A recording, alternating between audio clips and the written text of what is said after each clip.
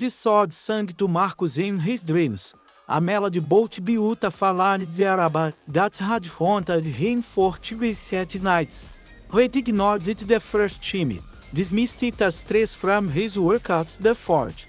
The second night, he tried drinking himself into dreamless sleep, but now, on the third night, the sun had grown so insistent that he woke gasping, his calloused hands instinctively reaching for a weapon. Yet, the blacksmith stumbled from his bed in the small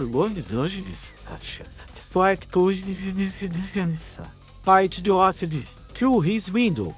He could see mere Haven's quiet streets bathed in moonlight, utterly ordinary and blissfully unaware. Marcus wanted nothing more than to get is this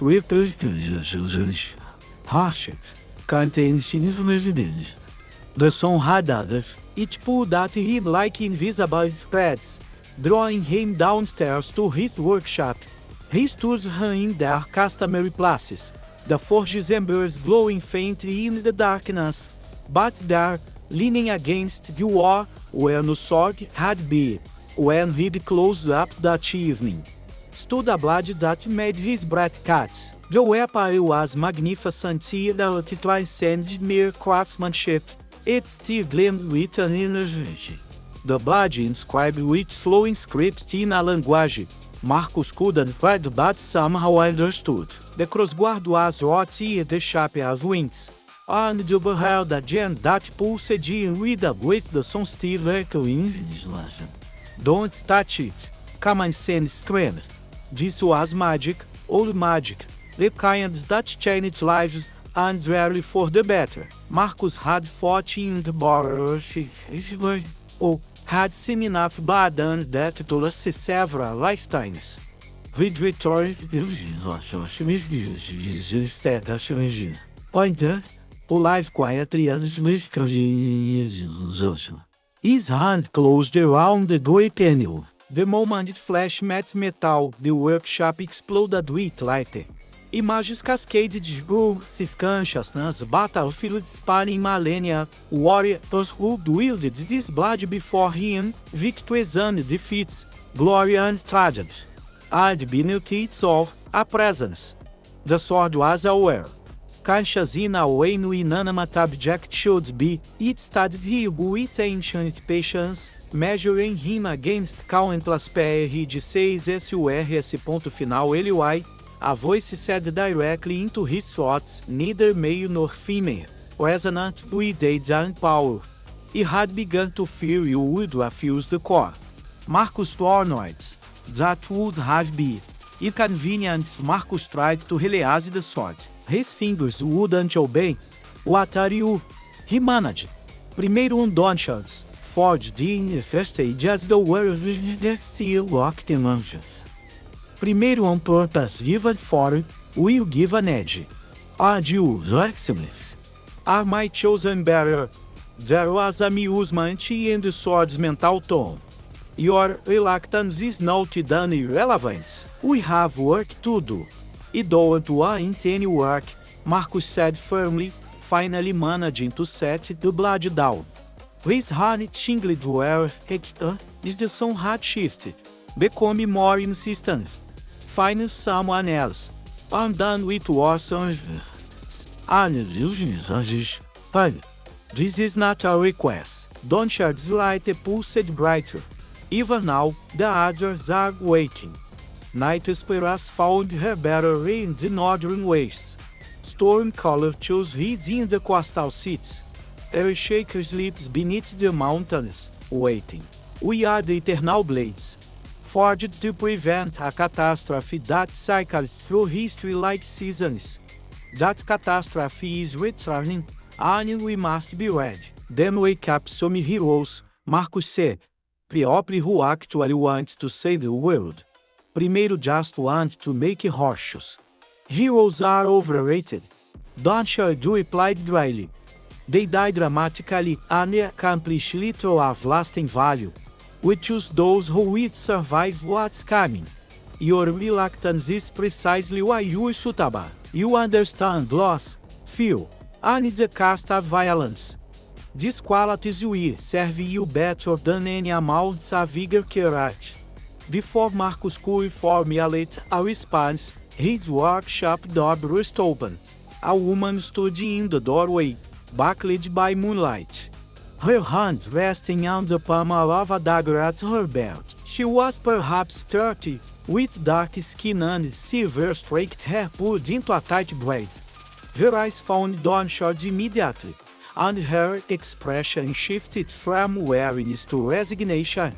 "Let me guess," she said, her accent marking her as someone from the desert kingdoms far to the south. "Your sword woke you up tonight running with an incredibly annoying song, and now it's telling you that you've been chosen for some grand purpose you absolutely did not volunteer for." Marcus nodded slowly. "You too," Night whispered. The woman confirmed, drawing her dagger. The blade was obsidian dark, its edges seeming to drink in the surrounding light. And Sarah Ashwin, formerly a merchant, currently an extremely irritated person who just traveled 200 miles, compulsion, he couldn't resist. She glared at her. "Happen. Did swords can't when the fury delightful. Not override," Night Whisper corrected, her voice somehow slipping into both their minds. Where Don Charleston was measured and patience. Night Whispers carried a satire de dark humor. We encourage. Sabe que the character is significantly more appealing than the alternatives. By causing crippling headaches, if it is real. Sarah said flatly. "Encouragement," Night Whisper repeated. Unrepentant, Marcus studied Sarah, noting the way she held herself balanced, ready to move in any direction. Not a soldier's stance, but something else. "You're not just a merchant. You was a cheer admitted. A very good one. Retired 2 years ago when they saved enough to buy a legitimate trading company. You was done with the dangerous life." She laughed bitterly. "Apparently, the dangerous life wasn't done with me." The swords pulsed in unison, their light creating complex patterns and the workshop was. "The others are converging," Downshot announced. "Stormcaller's bearer approaches from the west. You will meet him by dawn." "And then what?" Marcus demanded. "We all march out fight your mysterious catastrophe. We don't even know what we're fighting, or why, or how a handful of unwilling people with magic swords are supposed to make a difference." "Those answers with us. You master, the eternal blades have always worked in concert. Our power multiplies when we act together. Separately, we are merely exceptional weapons. United, we can reshape the shape history," Marcus muttered. But he was already mentally calculating what supplies he'd need for travel. His hands moved at their own accord, gathering tools, clothing, rations. The sword's influence was subtle but undeniable, turning resistance into acceptance through 1,000 small pressures. Sarah was doing the same. Her practiced efficiency, suggesting she'd prepared for hasty departures many times before. "I suppose we're really doing this," she said. It wasn't quite a question. "Apparently so." Marcus strapped Downshot to his back, the weapon settling against him with a natural comfort. Despite everything, his reluctance, his fear, his very reasonable desire to avoid world-threatening catastrophes, there was something almost right about tearing the blood. As though a piece of himself he hadn't known was missing had finally clicked into place. He hated how good they left Millhaven as the first hints of dawn touched the eastern sky. Marcus didn't look back at his workshop, at the looking back would only make the living harder, and so in his mind made it clear there was no real choice. Downshot had chosen him, and whether it's by inevitability, he would see this through. Somewhere ahead, others will driven by similar songs, carrying similar burdens. Marcus wondered if they were as reluctant as he was, or if any of them actually wanted his destiny. The swords had thrust upon them. He suspected he'd find out soon enough. The sun shifted again, no longer pulling him forward, but harmonizing with something in distance. Another blood calling to its siblings. Another unwilling battle trying to mark for the catastrophe. The melody was growing more more complete. And despite everything, despite his fear and frustration and very justified anger at having his life hijacked his magical weapon, Marcus found himself listening to that song with some exact might, in different circumstances. Have been called wonder. The eternal blades were waking. The barriers were gathering, and the world, whether it knew it or not, was about to change. They met Stormcaller's barrier at the crossroads 3 miles west of Millhaven. Gastas Donshard Hatter DCTD. Marcus patted him from a distance a tall figure, moving with the uncertain gait of someone unaccustomed to long-distance travel. As they drew closer, Marcus revised his initial assessments. The man wasn't tall, he was gangly, or accordingly and fitting clothing. His spectacles sat crooked on his nose, and he carried his sword, a magnificent blade crackling with barely contained lightning, with the awareness of someone handling a venomous snake. Thank the archives, the man said when they approached, his relief palpable. He was beginning to think I'd hallucinated this entire situation. E.M. Aldrich Pensworth, librarian at the Royal Academy. Where? Former librarian, I suppose.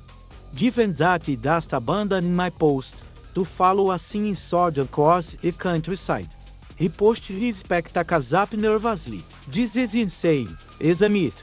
We're all experiencing some kind of collective delusion. If it's a delusion, it's a persistent one, Sarah said, introducing herself and Marcus. How long has Stormcaller been tormenting you? 4 days. Aldrich replied that a perceived section, which should have been impassable, given the words and that area. He tried reporting it to the Admaf, but every time he approached his office, the sword would send electric shocks. Rumor system. He glared at Stormcaller. Nothing damaging, apparently, just encouragement to leave the academy and start working. You were wasting time. Stormcaller said, his voice entering their collective awareness like rolling thunder, where Donshard was patient and night whisper sardonic. Stormcaller carried an undertone barely restrained violence. Every hour spent deliberating was an hour the enemy grew stronger. Action was yours. Aldrich protested, action is not my area of expertise. I catalog things. I organize information. I very specifically chose a career that involves minimal physical exertion and absolutely no sword fighting. You chose poorly, Stormcaller said. Utterly unsympathetic. The world cares nothing for your preferences. Adapt or perish. Marcus found himself sympathizing with the scholar. The swords aren't exactly diplomatic, are they? Virtues, Donshard interjected. Weapons forged for a specific purpose. Diplomacy is counterproductive when the enemy is already mobilizing. What enemy? Sarah demanded. You keep mentioning this catastrophe. Discreet, but you've provided exactly zero the full details. Who are we fighting? Where? Why? The 3 swords pulsed in unison. Their combined light creating complex patterns in the morning air. When Night Whisper spoke, her tone had shed its usual dark humor. The enemy's many names across many ages. The consuming dark. The maker. The silence that devours. It is a force older than civilization, a hunger that predates gods every 1,000 years. It attempts to break through the barriers that separate dimensions, seeking to unmake reality itself. Are we supposed to stop it? Aldrich's voice cracks slightly. Peoply, who don't want to be here, led by magical swords, with dubious Peoply skins. For Peoply. Earthshaker rumbled, his voice deeper and more resonant than the others. My better approach us from the south. She will join you within the conspired fortune joining the harmony. As Ted, grounding they waited at the crossroads. An unlikely trio becoming an unlikely quartet, when a dwarf woman crested the saddle here. She was built like her ancestors, broad-shouldered and sturdy, which suggested a lifetime of heavy labor. Her beard was intricately braided with steel beads, and she carried an enormous war.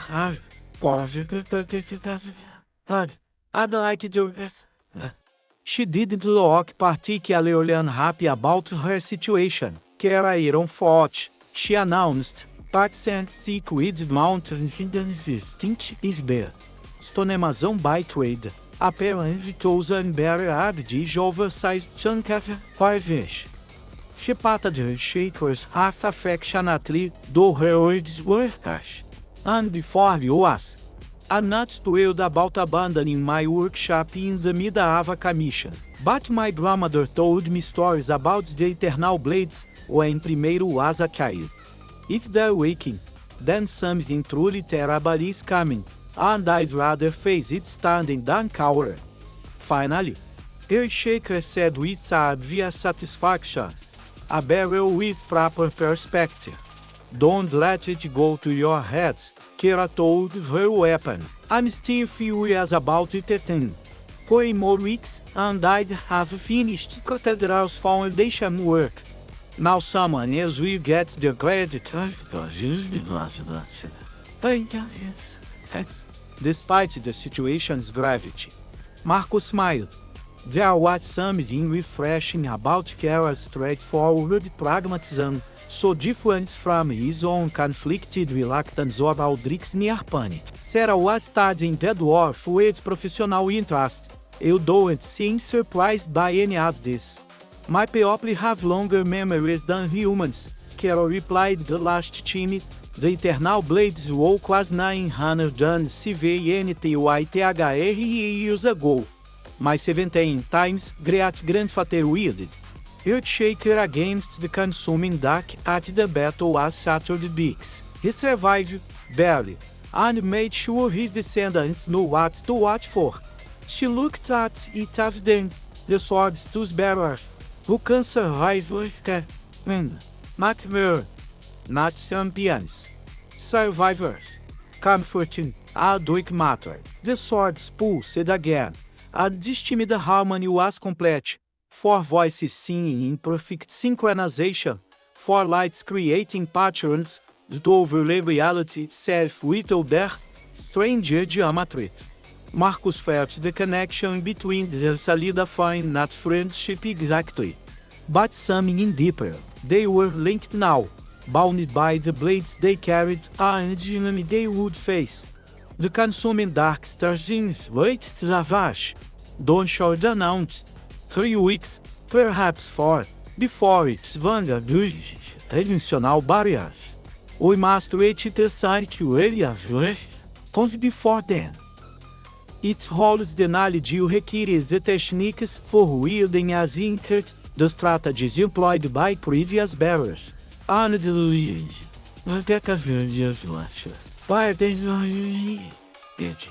the sanctuary its highlands.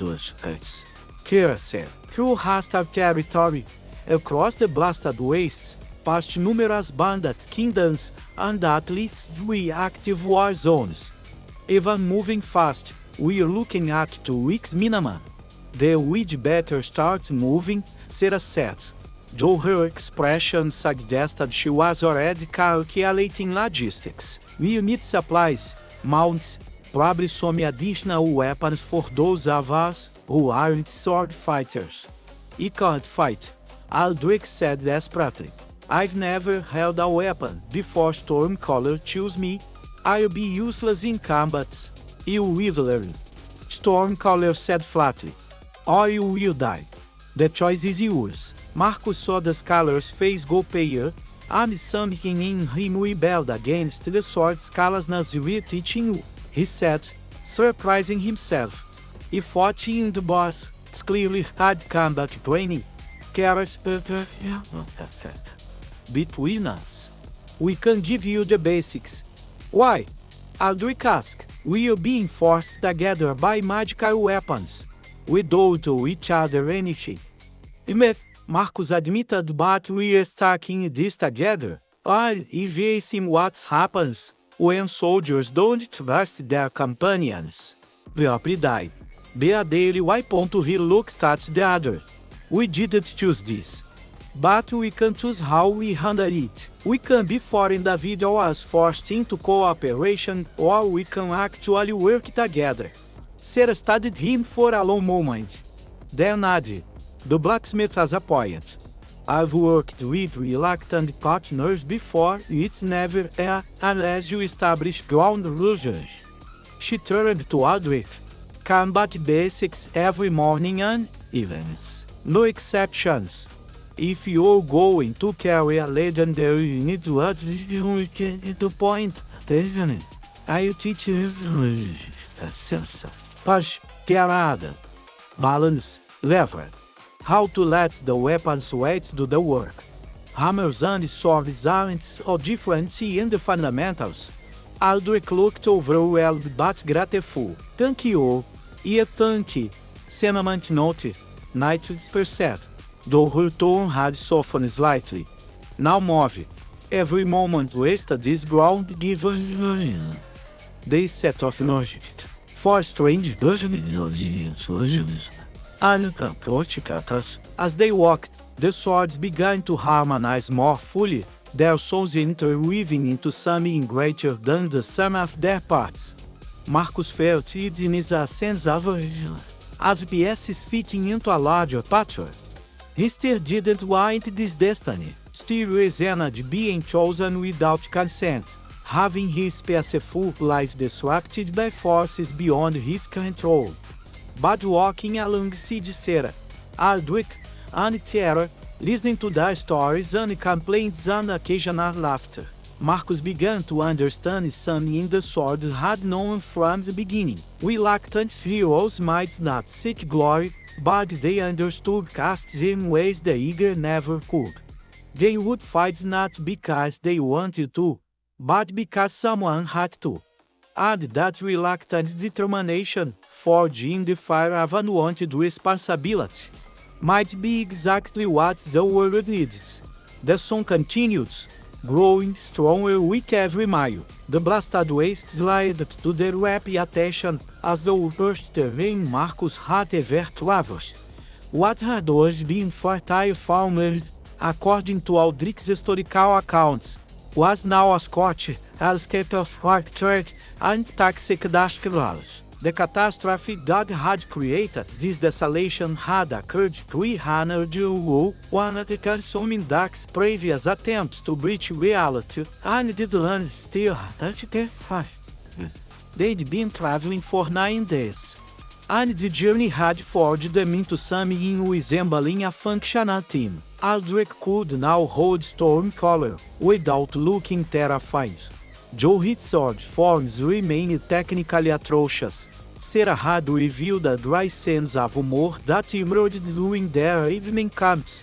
Kara sang a dwarven marching song that helped maintain their passage through difficult terrain, and Marcus had begun to feel signs in he'd never protected, a sense of responsibility for this purpose.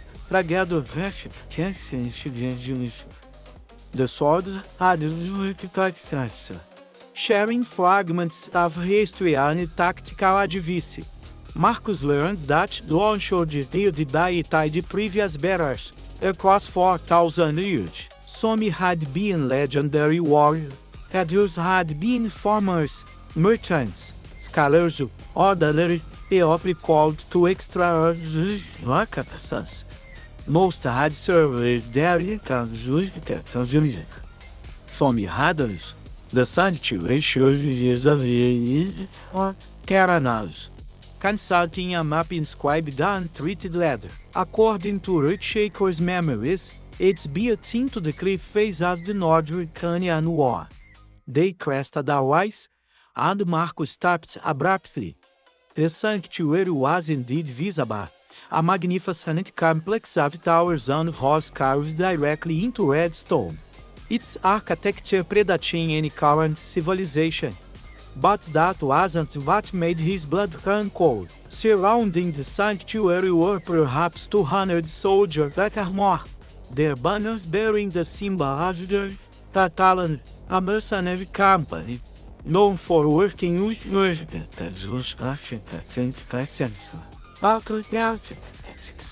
they're besieging it, Sarah said, her voice tight. But why? The sanctuary has stood empty for centuries.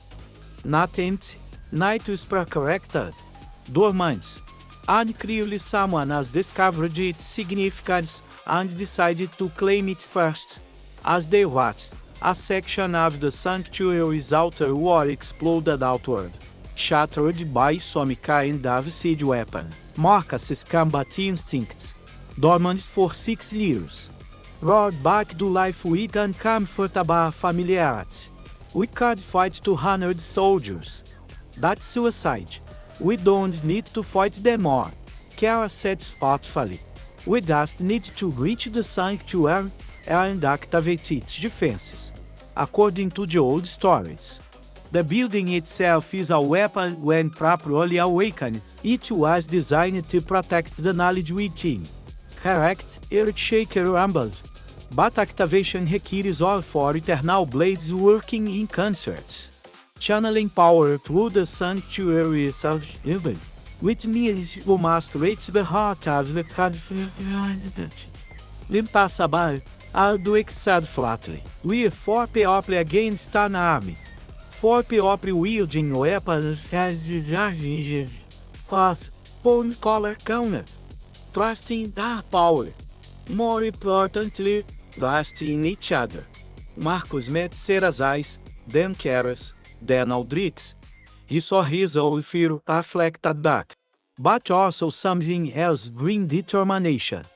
They hadn't chosen this, but they were here. Running would only delay the inevitable confrontation with the consuming dark, and by then the enemy would be even stronger. "We're going fast and loud," Marcus said, falling into the tactical mindsets create keys, make them push valor. Sarah, you are scouts, find us the fastest route to the central chamber. Kara, you want just smash whatever gets in your way. Aldrich, stay close to me. Stormcaller's lightning can cover our flanks. And you? Sarah asked. Marcus drew dodgeshot, and for the first time since the sword had chosen him, he didn't resist the connection. He opened himself to the blood's power, felt its accumulated knowledge as prison reflex. I'm going to do what is already I'm going to fight. Finally, Donshod said with satisfaction. You begin to understand. They descended towards the other as the Stormcaller summoned with power. The sword's control over weather was terrifying. Clouds gathered from nowhere, while dripped the toxic dust into a blinding screen, and its thunder rolled across the waste like artillery. Encountered the force. Marcus moved at a speed and precision that shocked him. Donshod seeming to guide his hands, with forms he never learned. The bloody sand wore more like parchments. Its strike perfectly placed, impossibly efficient. Besieged him. Carol wielded the Earthshaker with devastating effect. Its hammer blows sent shockwaves through the ground, crippling entire groups of soldiers. Sarah became a shadow, Night Spear's Dark Edge opening throats and severing tendons with surgical precision. Anne Aldrich, terrified but determined, wielded Stormcaller like a living lightning rod. Electricity arsing from the blood to change war, who approached too close. They fought their weights with the sidelines, leaving chaos in their wake. The Iron Talon forces were well-trained professionals, but they'd never encountered weapons, literal blades. Donshard could cut it to enchanted armor. Earthshaker shattered shields with contemptuous. Night Spear moved through shadows, making Sarah strikes impossible to predict. Stormcaller's lightning found targets through metal plate, as though the armor didn't exist. But even with the sword's power, they were still far against hundreds. Marcus felt his muscles beginning to burn, his breath coming in ragged gasps. A sword stroke he didn't quite dodge opened a line of fire across his ribs. Beside him, Kara grunted as a crossbow bolt found a gap in her guard, embedding itself in her shoulder. There, Donshard's in a collapsed section of Wally North vision. That's your entrance. Move now, whilst their attention is divided. There, Marcus Alfcarrid Aldrich and Scarlet stumbled, while Sarah provided covering fire with throwing knives that spine designed throats with impassable accuracy.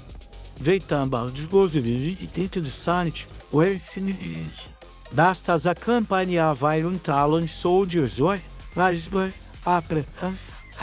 the interior was magnificent, rose-lined with crystalline formations dotted with inner light, was covered in inscriptions detailing the history of every battle against consuming dark.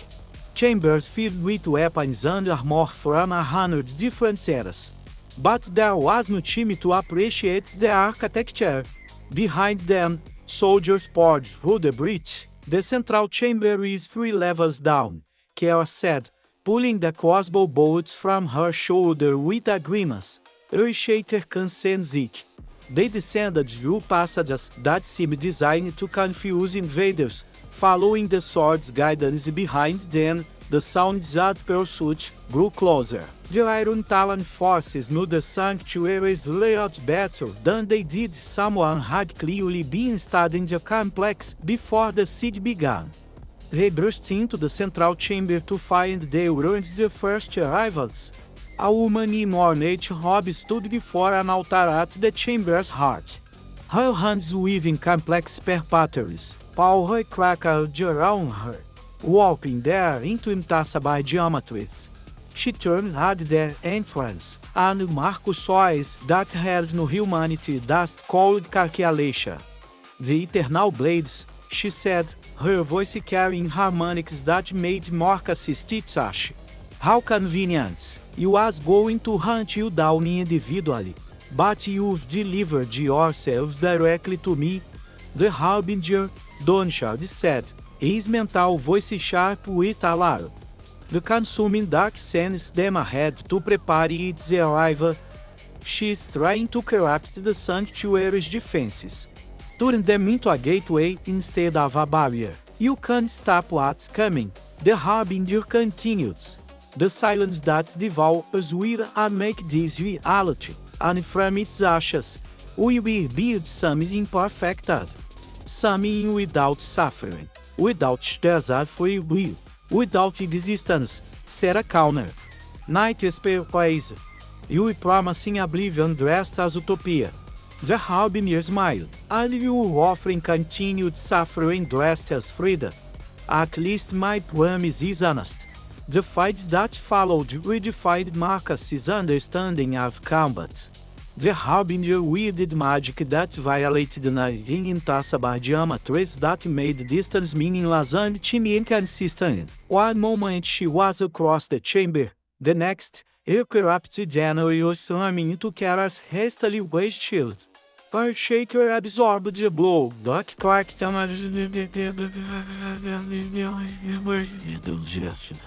Drastic thudder. Prestige. Marcus didn't understand what the sword meant until he felt it, a connection flowering between all children. Anticipate Aldrich's movements. They weren't foreign David was anymore. They were as in the fighting units, moving with perfect synchronization. Donshore died night with spurs striking in tandem, their blades creating interference patterns, swapped the ridge. Earthshaker shockwave fork her to cast and the earth, breaking her concentration. Stormcaller blade in channel for the earth weapons. Their metal acting as conduits for electrical devastation. The Harbinger screamed demonstration, pouring more power in assault. The chamber was cracked, reality itself straining under the forces being unleashed. Marcus felt Donshore drinking that power, not to use against the Harbinger, but to redirect it, channeling the corrupted energy into the sanctuary's dormant systems. The complex awakened, light bloomed through crystalline formations, spreading outward like neural pathways. Defensive wards that had slept for centuries brought to life with furious purpose. The sanctuary recognized the Harbinger, espaded accordingly.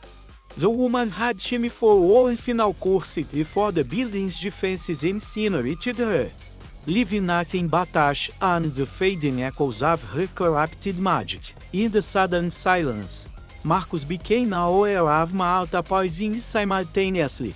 His entire body ached. Carol was bleeding from half a dozen wounds. Aldurk had collapsed against a wall, gasping for breath. Anicera was swaying on her with exhaustion and combat veterans against. But Teduan, against impossible odds, 4 reluctant bearers had defeated a Harbinger of the Consuming Dark and activated humanity's best defense against the approaching catastrophe. We're done, Donshore said quietly. Now the real work begins. All the sanctuary's now active sensors. Marcus felt the Iron Talon forces retreating, driven back by defensive systems that made seed warfare impossible. They had breathing room, time to rest here, and learn what the sanctuary could teach them about the battle still to come. He looked at his companion's body, exhausted but alive. We did it, he said, still of disbelieving. We survived, Kara corrected. The real fight hasn't started yet. But this he was smiling. They all were, with the giddy relief of Peope, who'd faced that and somehow emerged intact.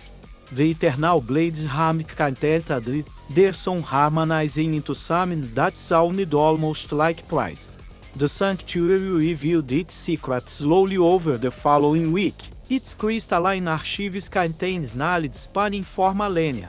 Tactical analysis of every previous battle against the Coven Dark, detailed accounts of techniques developed by past bearers, and most critically, the precise location and timing of the next convergence point where the enemy would breach dimensional barriers. Marcus spent his days absorbing combat forms that would project a death into his muscle memory, training routines refined across a tidy previous barrier. The sword's teaching method was brutal but effective. His body learned movements his conscious mind could barely follow, building reflexes that would activate under pressure without requiring thought. Aldurk had transformed most dramatically. The terrified scholar who'd joined them at the crossroads had discovered an aptitude for strategic thinking that complemented Stormcaller's aggressive nature. He spent all studying past battles, identifying patterns in the Consuming Dark's tactics and developing countermeasures. His technical incompetence with swordwork remained, but he'd learned to channel Stormcaller's power at range, making him a devastating artillery platform. Sarah had grown quieter, more focused. Night Whisperer had been teaching her shadow walking, a technique that allowed her to step between light and darkness, covering vast distances instantly. Marcus had watched the hatchway seem vanish from one party, appear but the her movements becoming less likely, and like teleportation, car had abandoned Malka, little weaker. The dwarf had showing a philosophical alignment that will part of the she could shop store now, not just a beach praising bar as for an salad rack, creating pathways where none existed, even healing the land's wounds in small ways. They trade together for hours each other, learning to fight as the swords demanded, not as individuals, but as a single entity with four bodies. The synchronization they discovered during Harbinger fight deepened with practice. In combat, Marcus could feel his companions' intentions. Before they acted, could position himself to complement their movements without conscious calculation. And late day, the sanctuaries had revealed the final piece of information they needed. The convergence point was the ruins of Shadowmere, an ancient city destroyed during the last incursion, done 70 years ago. And the convergence was exactly. We can't possibly reach Shadowmere in 11 days, Aldrich said, studying the maps for across the region. Luis, the site breaks on such a shaker resident. Sky vessels from the first stage, designed to carry the eternal blades and their bearers to wherever they're needed. They'd been dormant, but the complex is awakening as with their functionality. The sky vessels proved to be elegant craft of unknown metal, shaped like elongated teardrops with crystalline viewing ports. They responded to the sword's presence, activating systems that defied Marcus's understanding of mechanics or magic. When Seratat Knight whispered to one vessel's control panel, it rose smoothly into the air without any visible means as propulsion. They reached Shadowmere in 2 days. The ruins spread across a valley that still bore scars from the previous battle, craters where reality had dormed, areas where time flowed differently, sections of landscape frozen in the moment of their destruction. At the valley center stood a massive archway of black stone, 30 feet tall and its speed symbol that hurt to look at directly the gateway, Dawnshard Carrefour, where dimensional barriers exist. The consuming dark will breach dates.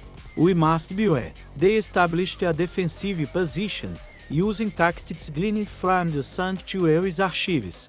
Sarah Shadow walked the perimeter, setting up resistance, reshaped the terrain, creating choke points and elevated positions.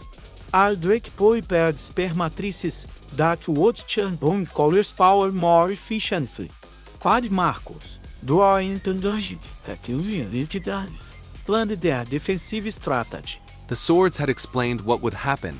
The consuming dark would send increasingly powerful forces through the gateway, testing their defenses while building toward a final assault.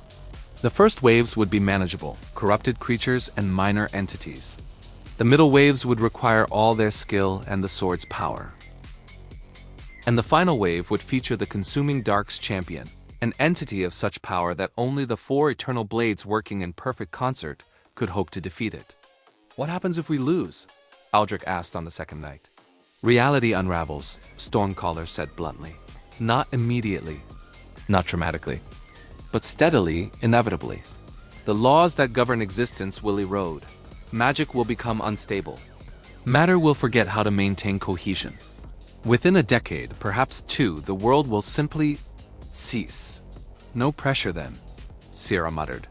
But Marcus noticed something in her voice. Not fear exactly, but acceptance. They'd all reached it in different ways over the past weeks. This wasn't a destiny they'd chosen, but it was theirs nonetheless. Running would only delay the inevitable.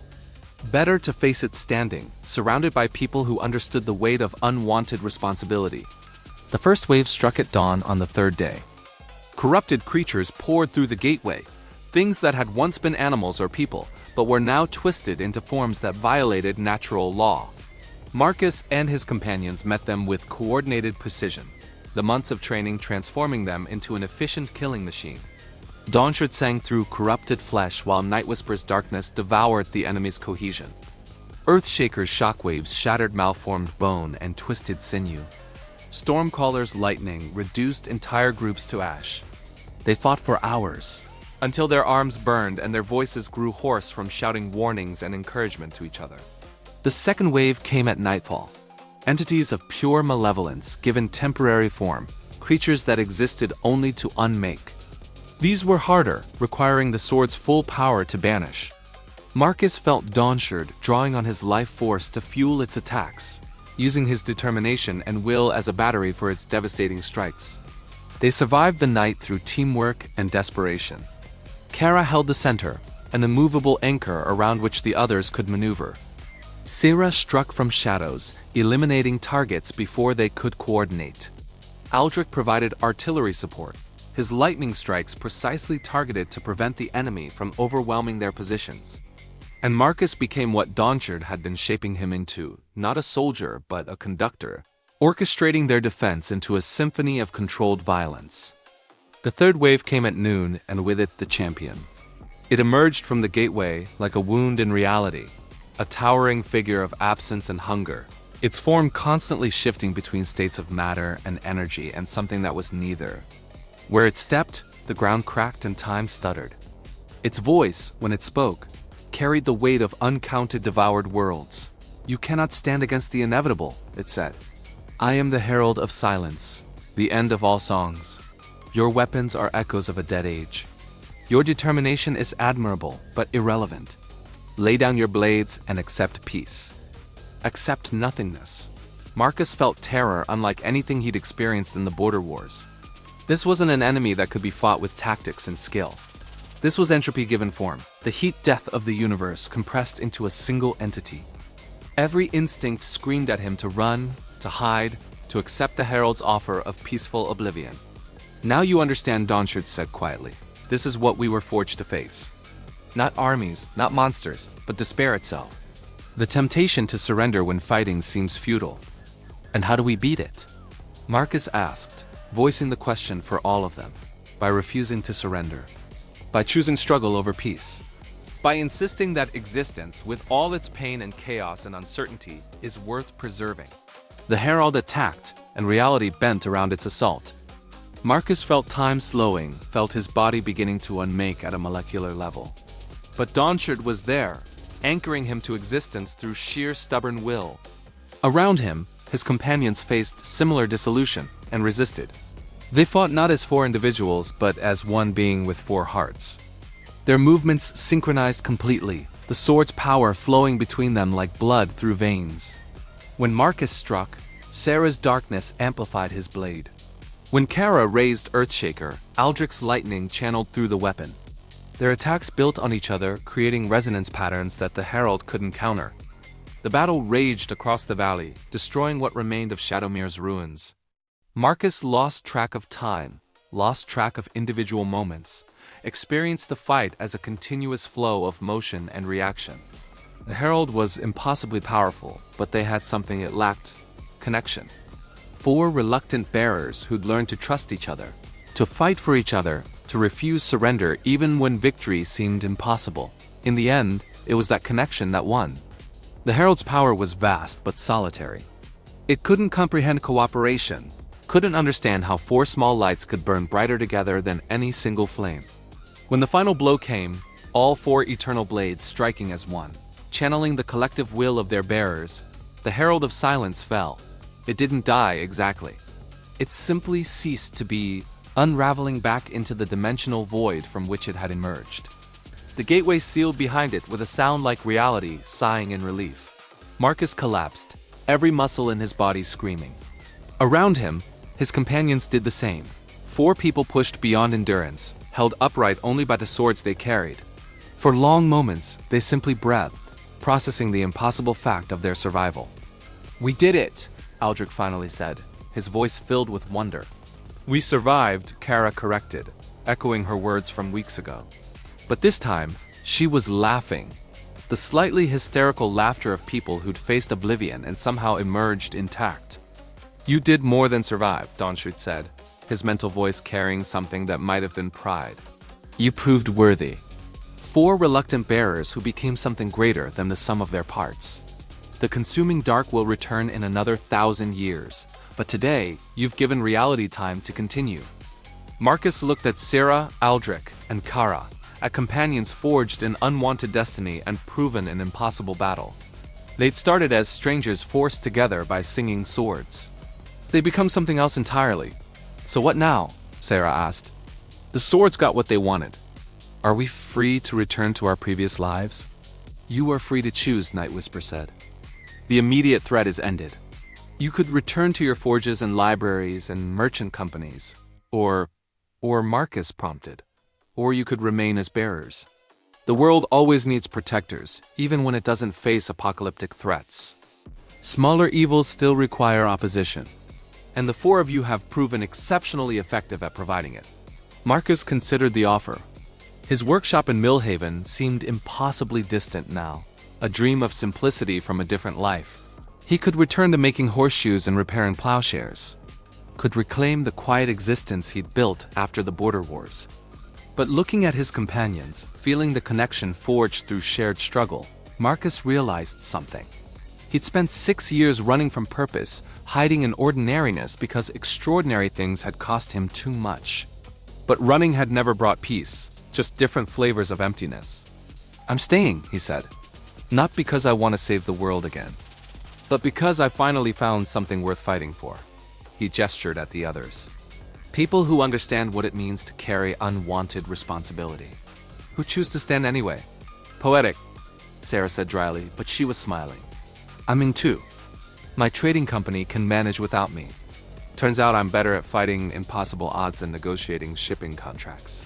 The temple could use my research on first-era combat techniques," Aldrich added.